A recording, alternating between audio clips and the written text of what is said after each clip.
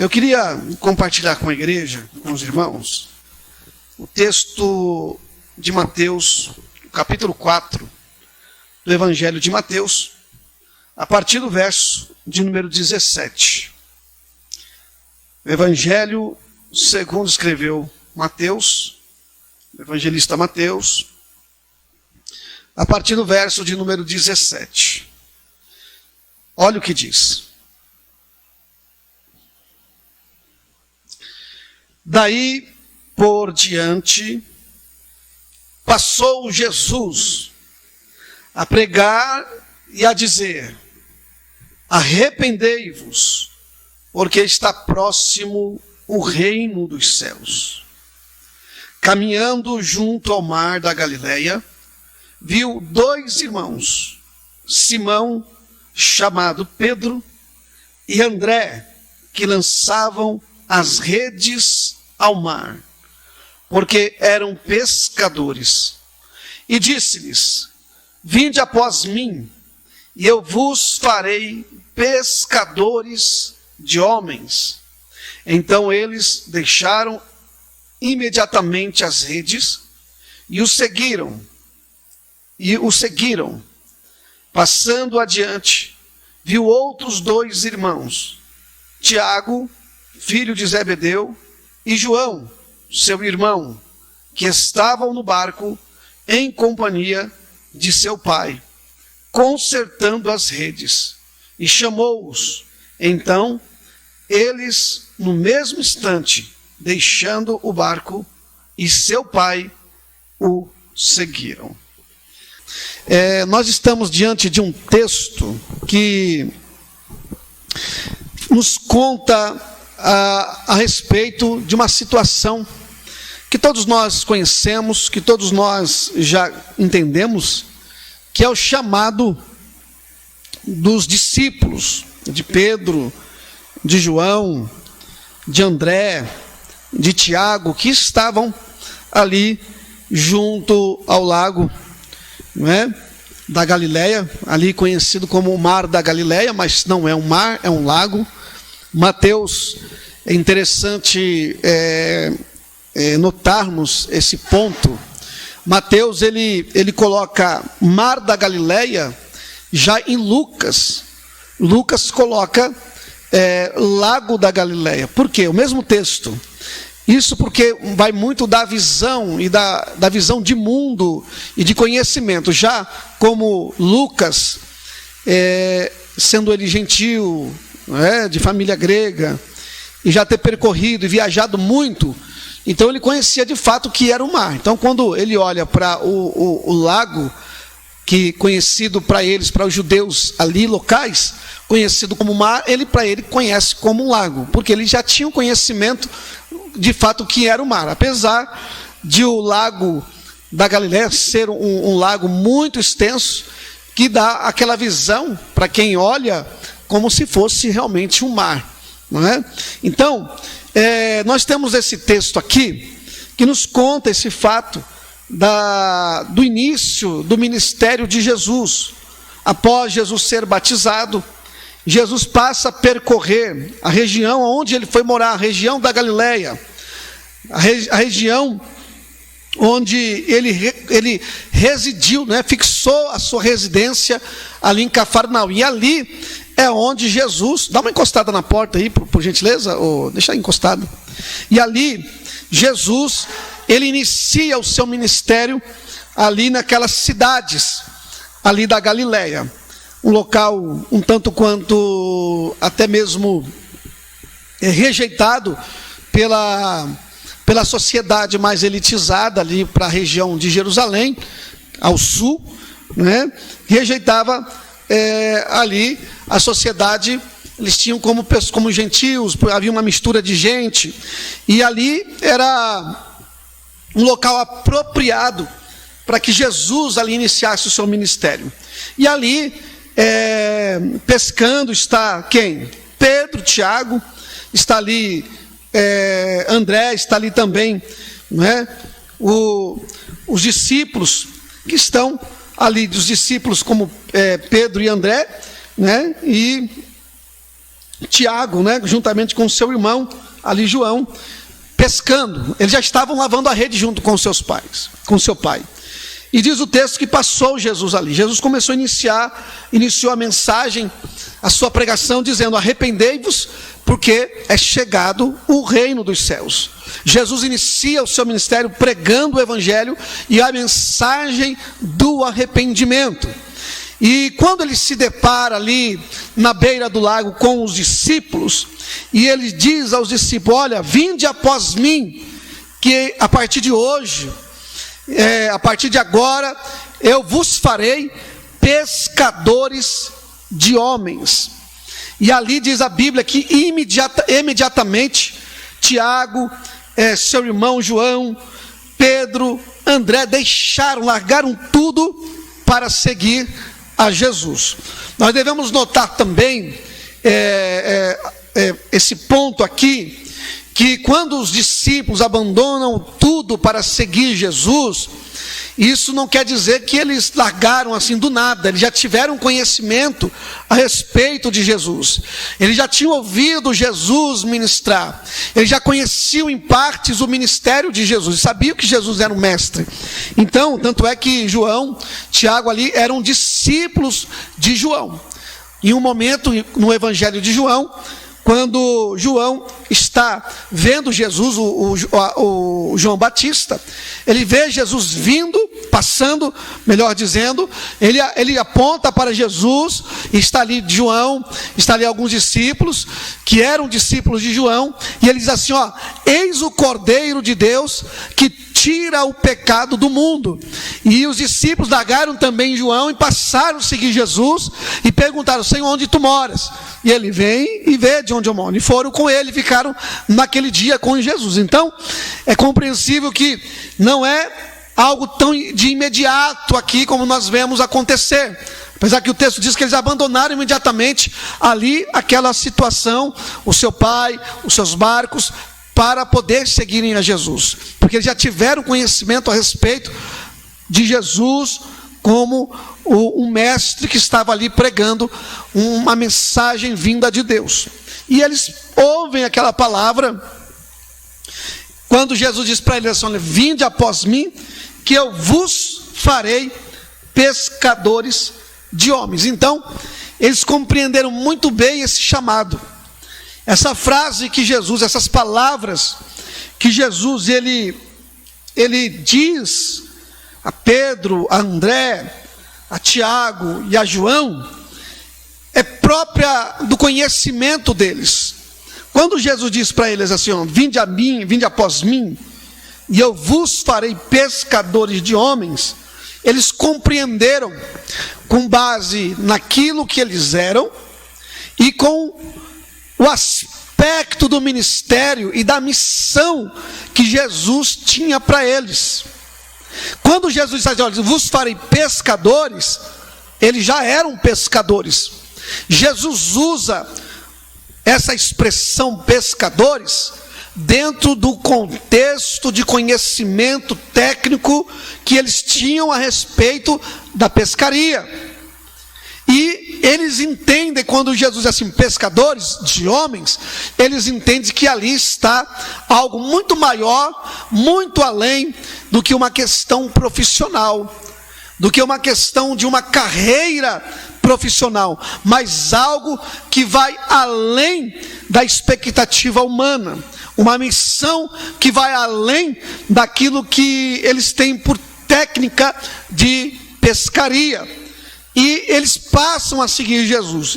Mas quando Jesus está dizendo para eles que eles seriam pescadores de homens, eu queria meditar com vocês sobre a questão do chamado que Deus tem para nós, da missão que o Senhor Ele escolheu e reservou e nos separou para que nós, na caminhada do Evangelho, pudéssemos realmente cumprir a missão que Deus nos ordenou, dentro do aspecto do nosso conhecimento, dentro do aspecto da nossa limitação, dentro do aspecto da nossa cultura, dentro do aspecto da nossa cosmovisão que temos da nossa realidade. É lógico que, interessante também, o Senhor Jesus, Deus, Ele não desperdiça nada. Deus jamais, Ele vai desperdiçar aquilo que nós somos capazes. Não que nós confiemos na nossa capacidade. Não que nós venhamos a debruçar e achar que nós somos melhores porque temos um determinado talento, uma determinada capacidade. Não. Jesus não vai, de fato, desprezar aquilo que um dia nos foi entregue. O conhecimento de Pedro, de João, de André, de Tiago, era o conhecimento da pescaria. E Deus, através desses homens, queria operar uma grande ação através da vida deles, por meio do conhecimento que eles tinham. E por que não falar desse conhecimento técnico a respeito da pescaria? A gente sabemos, eu não sou pescador profissional, e nem muitas das vezes eu pesquei na minha vida, foram poucas vezes, e nessas poucas vezes que eu fui pescar eu não peguei nada, porque talvez me faltou a técnica e o conhecimento do que é pescar. Não precisa ser um profissional, mas existem pescadores amadores. No caso aqui, Pedro, André, João, Tiago, eram pescadores profissionais. Eles eram pescadores experientes, mas, de fato, existem aqueles como eu que são amadores ou inexperientes na pesca. E uma das características de um pescador, quando nós vamos compreender essas questões, e eu acho que de fato devido eu não ter pescado nada quando eu fui pescar, foi porque talvez eu não tivesse isso que eu vou dizer agora. Porque o pescador, né, que vai lançar o seu anzol com a sua vara, ele precisa de um aspecto muito peculiar. E é isso que todo cristão ele precisa ter para que ele possa estar dentro da missão e capacitado para fazer aquilo que Deus lhe ordenou que ele fizesse. Eu não estou dizendo essa mensagem apenas dentro do aspecto ministerial. Quando eu digo essa mensagem, não é simplesmente pelo fator da missão que esses homens recebem aqui nesse texto, que é de ganhar almas para o Senhor, que é de ganhar almas para o reino de Deus. Não é simplesmente isso. Apesar de ser uma grande missão, eu quero também dizer, ou estender essa mensagem para dentro de conceitos e conhecimentos e contexto da vida, da nossa vida cotidiana. Por exemplo, da família, da vida profissional, da vida relacional, dentro e fora de casa, no aspecto trabalho, no aspecto escola. Nós somos pessoas que precisamos ter essa qualidade que todo pescador precisa. E o próprio Senhor Jesus, ele fala de um personagem do Antigo Testamento e nos dá o exemplo de que aquele homem tinha essa qualidade e ele venceu a luta que ele venceu, a provação que ele venceu por conta desta qualidade. Tiago também, na sua epístola, ele também faz a referência a esse personagem do Antigo Testamento, que essa qualidade desse personagem foi um dos fatores, ou por que não dizer, o fator principal para que ele pudesse conseguir vencer aquela situação, que é Jó, não é? Jó, ele é conhecido, não é simplesmente pelas provações que ele vivenciou, mas quando se fala de Jó, a primeira coisa que vem na nossa mente é que Jó teve paciência, e é isso que um pescador precisa. Um pescador precisa de paciência. Tudo na vida, irmãos, que nós vamos fazer, tudo aquilo que precisamos fazer, seja a missão do Evangelho, o pregador, o pastor, o líder cristão, seja o pai de família, ao fazer ao sonhar por algo para sua casa, para sua família, ou você, ao pensar a respeito de algo, seja até mesmo primeiramente como prioridade, sempre as questões espirituais, é paciência. É por meio da paciência que nós conseguimos suportar as aflições, as dificuldades, as lutas. Um pescador, ele precisa ter essa qualidade, porque se ele for pescar, ele sabe que precisa de horas a fio, muitas das vezes, dependendo do lugar que ele está, da lagoa ou do mar, ele sabe que ele vai ter que esperar o peixe fisgar a isca ali no anzol. E nem muitas das vezes não é algo tão simples lançar ali um anzol e o peixe ali fisgar de imediato. Possa ser que aconteça assim, mas na normativa, muitas das vezes na forma normal, isso não acontece assim. É preciso ter paciência ao escolher a melhor isca, ao escolher o melhor anzol, a melhor ferramenta de pesca, que é a vara, e todo o equipamento que você precisa. Então, ao lançar o anzol, e até mesmo a rede, e até mesmo a forma técnica que é usada no mar para se pescar, é preciso de paciência. Nós temos um texto em Lucas capítulo 5, que quando Jesus usa o barco de Pedro, ele diz, Jesus ao ministrar, ao pregar ali, Jesus diz que ele jogasse ali a rede pelo lado direito do barco. E uma das coisas que ele diz para Jesus é dizer: olha, Senhor, nós pescamos a noite inteira. Isso de fato é algo que nós devemos compreender. Nós devemos compreender para entender que Jesus, ou que Pedro, ao dizer para Jesus que ele pescou a noite inteira, ele estava dizendo de fato que ele teve paciência para estar ali lançando a rede, muitas das vezes, muitas horas ali à noite, para ainda que pudesse pegar alguns peixes. Mas ele não pegou nada. E dentro daquele aspecto era o quê? A paciência. Então nós entendemos, Jesus ao chegar ali, Jesus realiza ali um milagre que está a respeito da pesca maravilhosa. Então, é preciso, irmãos, termos paciência para, em algumas áreas da nossa vida, ou melhor, todas as áreas, nós chegarmos àquilo aonde queremos chegar. Não é verdade? É preciso ser paciente em tudo. É preciso ser paciente no casamento. É preciso ser paciente na criação dos filhos. É preciso ser paciente na sua vida acadêmica. Quantas pessoas, ao cursarem uma faculdade, já logo no primeiro semestre, já tranca a faculdade. Por quê? Porque não tem paciência para suportar as dificuldades, os desafios da vida acadêmica.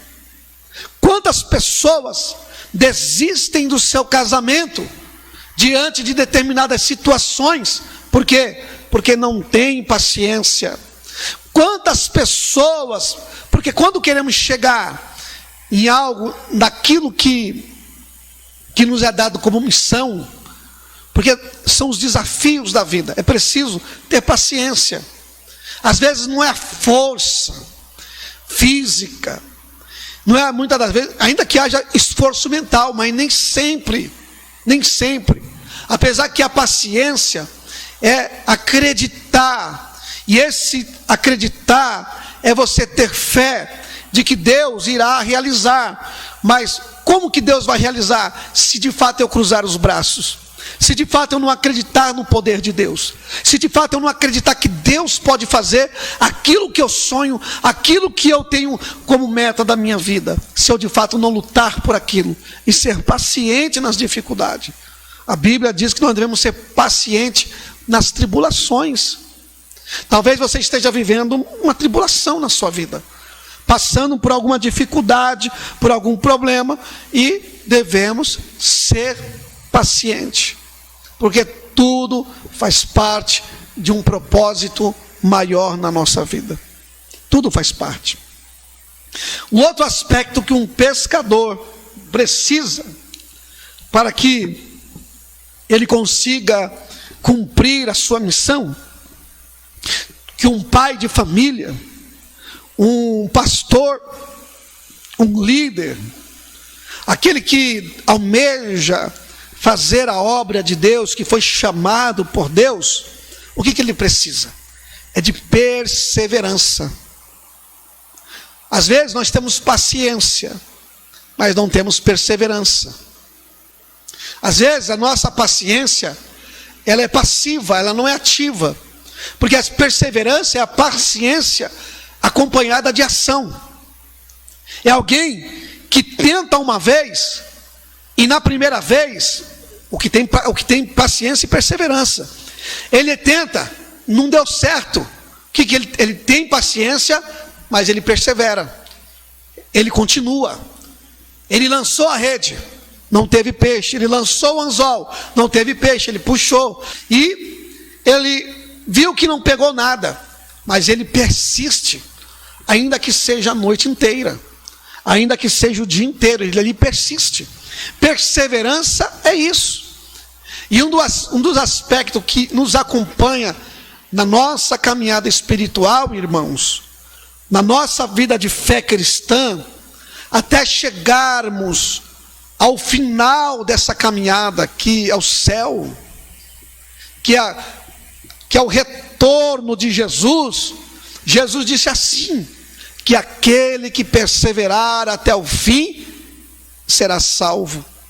Então é preciso haver da nossa parte perseverança para a salvação, perseverança para a missão ministerial.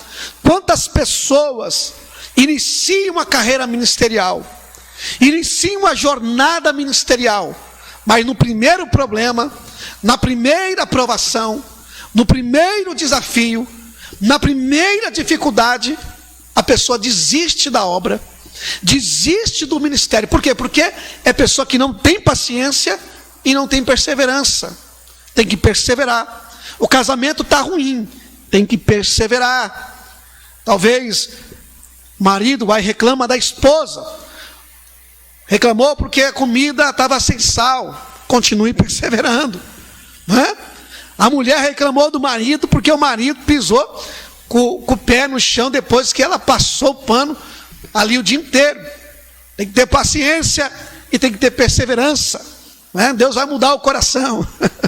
Então, diante dessas coisas, amados, é preciso, como pescador, ter perseverança. Ele pescou ali, ele tentou aqui, não conseguiu, mas ele tenta de novo. Além da paciência e da perseverança, que é um aspecto do pescador, também é um aspecto do agricultor. A Bíblia diz, lá em Eclesiastes, que ao plantar as tuas sementes, não retires a tua mão sobre elas, porque você não sabe qual delas é que irá vingar, se essa ou a outra. Porque retirar a mão é perseverar. Você não sabe qual dessas sementes que você semeou é que irá vingar, é que irá dar fruto. Possa ser que aquela que mais você confiou e acreditou, por ser uma semente muito mais melhor do que a outra, mais bonita, mais saudável, você acreditou, e você acreditou que aquela semente iria brotar, iria vingar, ia crescer, ia dar fruto, e ela não nasceu, ela não vingou. E aquela que às vezes você desprezou, foi aquela que brotou, cresceu e deu fruto. Mas independente daquilo que você acredita ou não, se irá dar fruto. A ideia de toda a missão no evangelho, no ministério, na família, na vida profissional, é acreditar, perseverar, continuar regando. Se o agricultor, ele acredita, ele sabe que um dia ele vai colher aquele fruto. Ele sabe, ele tem certeza que um dia ele vai colher o fruto do seu trabalho, o fruto do ministério, ele sabe. Então, ele tem paciência, porque ele sabe que as coisas não acontecem da noite para o dia. Mas ele precisa ter perseverança. E na perseverança, o agricultor precisa continuar regando as sementes. Porque um dia ele tem certeza que irá dar frutos. O pescador precisa continuar lançando o anzol, continuar lançando a rede. Quantas vezes Pedro em uma noite lançou a rede? Será que foram 100 vezes? Será que foram 200 vezes, 300 vezes? Nós não sabemos. Mas quando ele chegou de manhã, que Jesus disse para ele: lança ali mais ao fundo, vai um pouco mais fundo e lança do lado direito, ele já não acreditava mais. Mas ele disse: olha, Senhor, por causa da palavra, da tua palavra, sobre a tua palavra, eu vou lançar a rede. E talvez seria assim: eu vou tentar mais uma vez, essa é a minha última vez, mas eu vou tentar. Isso é perseverança. Ele tentou e foi a melhor pesca da vida de Pedro e de André. Então, isso cabe para todas as áreas da nossa vida. Se nós temos uma missão, e essa missão sempre está focada nos homens, daquilo que Deus nos chamou, daquilo que Deus nos levantou, aonde Deus nos colocou como chefe de família, aonde Deus te colocou como mãe de família, como chefe de família também, aonde a área que Deus te colocou na sua vida profissional, é ali que Deus te chamou para que você possa dar resultado na vida das pessoas, acreditar que elas possam dar frutos, acreditar que elas possam, assim como os peixes, se achegar e serem pescadas, e serem abençoadas, e serem trazidas para o reino de Deus. Um outro aspecto que um pescador precisa, quando Jesus disse para eles: vinde após mim, e eu vos farei pescadores de homens. Eu acho interessante esse texto, irmãos. Na Bíblia você nunca vai ver Deus chamando alguém ocioso, alguém que não tem compromisso com a vida.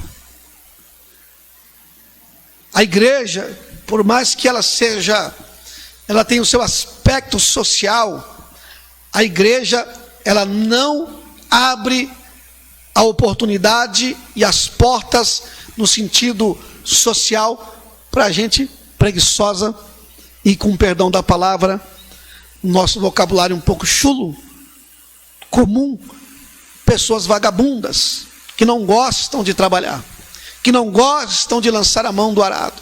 A Bíblia diz assim, que aquele que lança a mão do arado e olha para trás não é apto para o reino de Deus.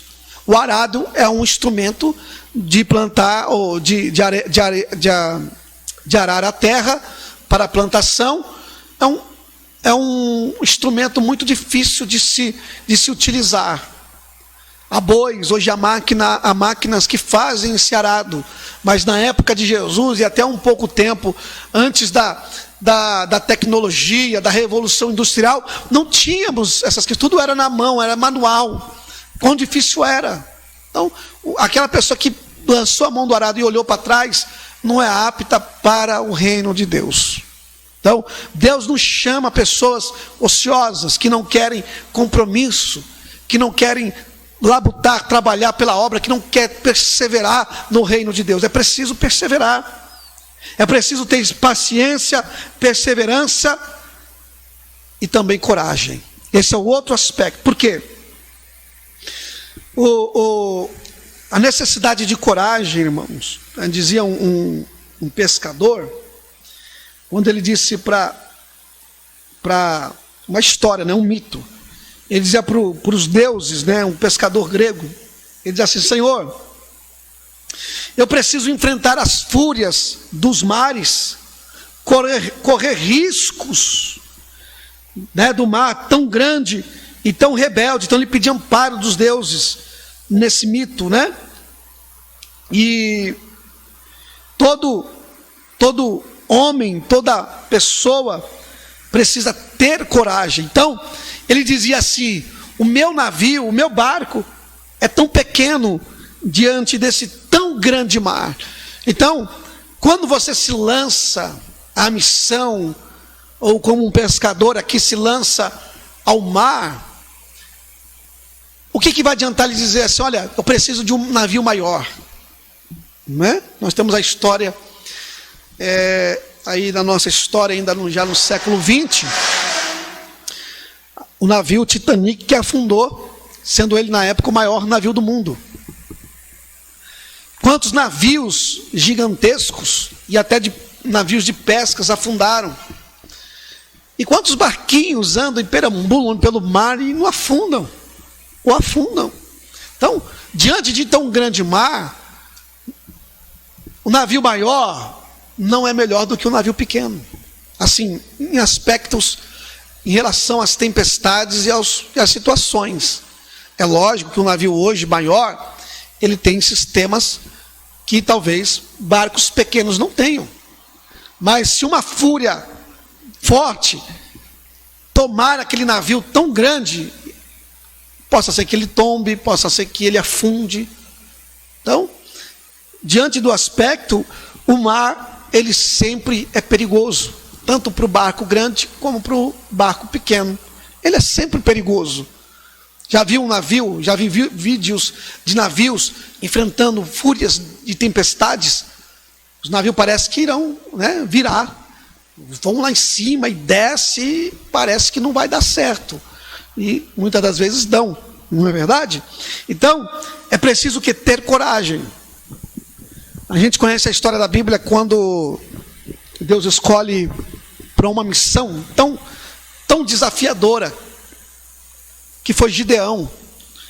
Então, para Deus, irmão, não existe pequeno e nem grande, no sentido de que quando Ele quer fazer algo, Ele possa utilizar daquele algo, daquela pessoa, daquele instrumento, para glorificar o seu nome. Gideão, ao ser escolhido por Deus, a primeira coisa que ele disse foi: Senhor, eu não sou capaz dessa missão. Parafraseando, viu? Eu não sou capaz dessa missão, por quê? Porque eu sou menor. A minha família é a menor aqui no meu bairro. A minha tribo também é a menor na nação. Quem sou eu para que vá libertar o teu povo ali das mãos dos midianitas? Deus fala: você é um homem valoroso. Então o aspecto, o perfil que as pessoas elas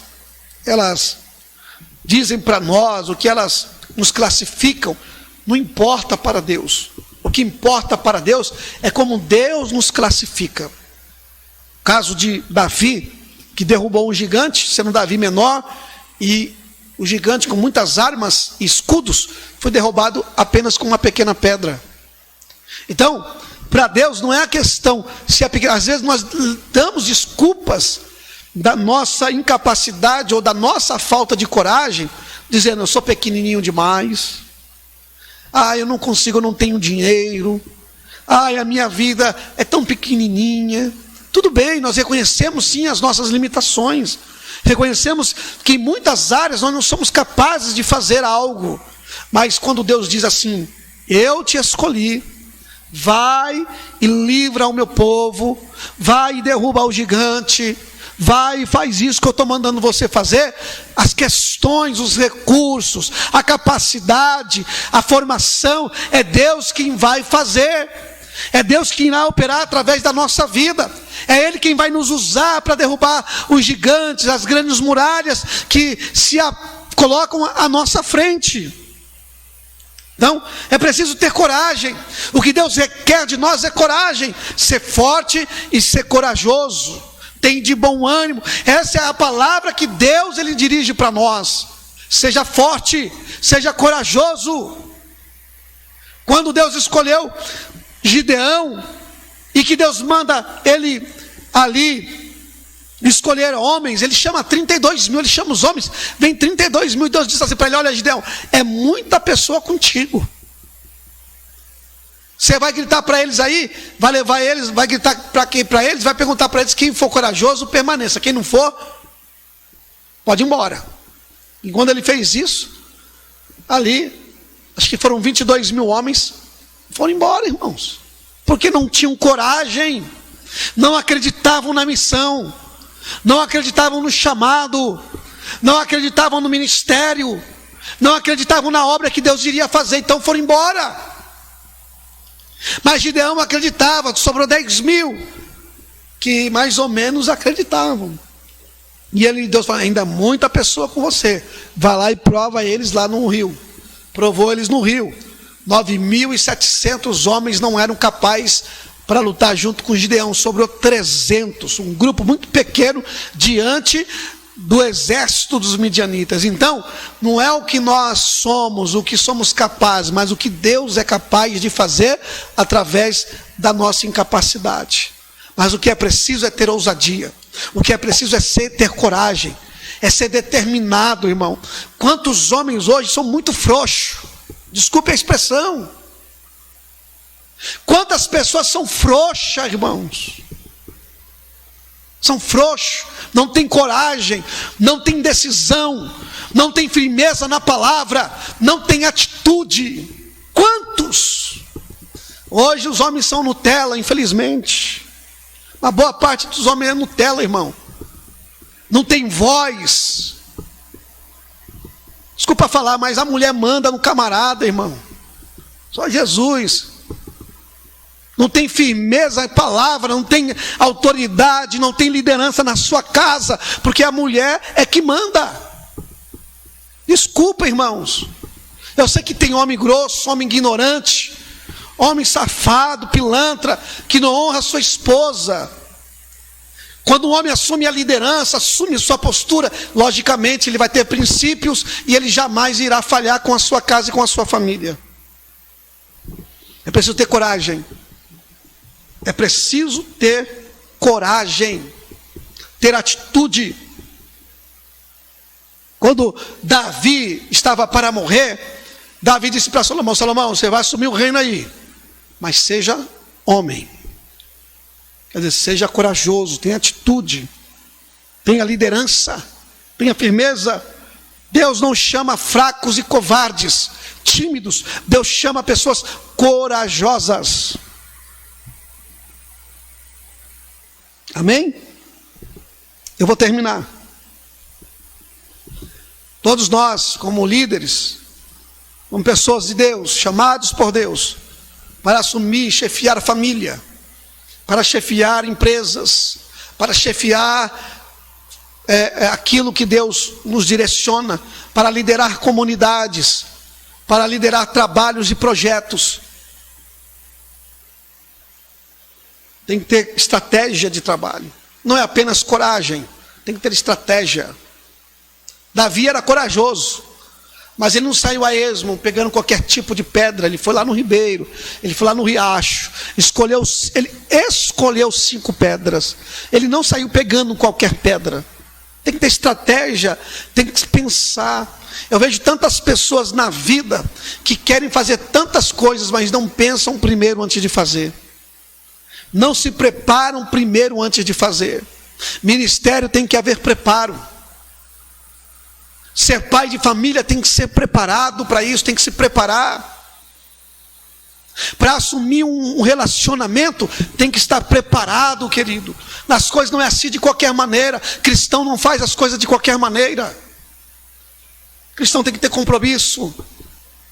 Jesus, antes de escolher os apóstolos, ele foi para o deserto se preparar em jejum, em oração e contemplação diante de Deus, onde ele foi tentado. É preciso ter preparo. Jesus disse: quem for construir uma torre, uma casa, uma edificação, tem que se assentar primeiro e calcular, ver se ele vai conseguir terminar aquela construção. A vida tem que ter preparo.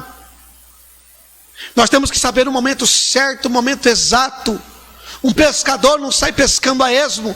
Ele tem que ser perito com os seus olhos e saber aonde está o peixe, saber que dia, qual dia, o tempo da pescaria, se é a lua nova, se é a lua cheia. Ele sabe que tipo de peixe ele vai pescar. Ele não sai a esmo: dor na cabeça, eu vou pescar. a não ser aquele que vai de forma recreativa. Não vai pescar por finalidade do peixe, mas vai pescar por finalidade de descanso, ter paz, ter paciência, ou paciência não, né?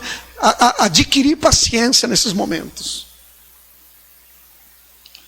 É forte, é verdade, isso que nós estamos falando, mas é preciso ter estratégia, irmão.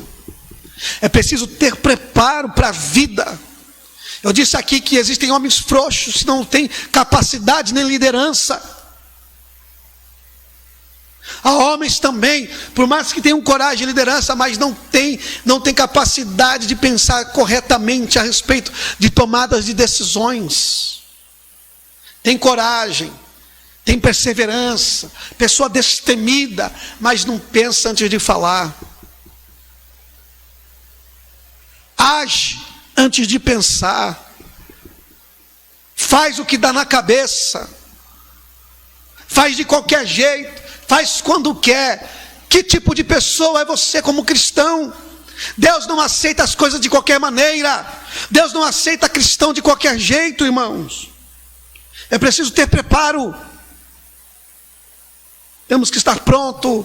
Nós estamos caminhando uma caminhada de preparação para vivermos no reino de Deus. Aqui estamos sendo preparados pelo Senhor. Por meio das tribulações, da dificuldade, da pregação, do ensinamento, estamos sendo preparados para uma nova vida. E além dessa estratégia, o bom pescador, o pai de família, a pessoa que tem visão, que quer crescimento para a sua vida, ele sabe que tudo que ele fizer, ele não faz para ele em si. Ele alcança as pessoas, mas ele pensa não na sua própria glória, mas na glória daquele que lhe enviou. Jesus disse assim: eu não vim para fazer a minha vontade, mas a vontade daquele que me enviou. Eu não busco a minha glória. Você sabe que hoje em dia, irmãos, o púlpito é uma vitrine onde nós expomos os nossos talentos, como diz Leonardo Ravenel. Mas existem ações no reino de Deus da qual não aparecemos.